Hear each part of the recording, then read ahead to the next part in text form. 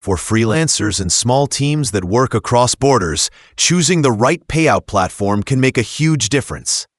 Two popular options are PayPal Business and Wise Business. Both handle international payments, but they offer very different experiences when it comes to fees, speed, and overall value. Let us break down how each one works so you can decide which fits your workflow and your budget. PayPal Business is familiar, widely accepted, and easy for clients to use. Many freelancers choose it because there is no learning curve. Sending an invoice takes only a moment, and clients can pay with a card or with their own PayPal balance. The convenience is real, especially if you work with clients who prefer a classic service. But the trade-off is the fee structure. PayPal charges a percentage on every payment, and the fee climbs when currency conversion is involved. For cross-border work, the costs can add up quickly.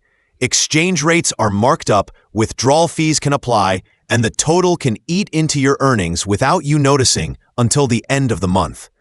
PayPal is reliable and established, but it is not the cheapest solution for long-term international work. Wise Business takes a more transparent approach.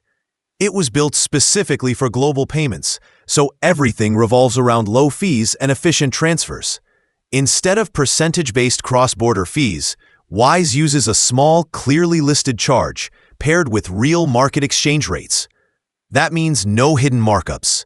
You can get paid in multiple currencies through different local account details, which is extremely helpful if you work with clients in the United Kingdom, the European Union, Australia, or the United States. Clients can pay you like a local, and you can convert only when you want to. Wise also makes batch payments easy, which is great for small teams handling contractor payouts. The dashboard feels clean, and the process for receiving or sending money is straightforward. For many design-led teams that focus on high-quality visuals and brand assets, I lean toward Leonardo AI as the safer bet.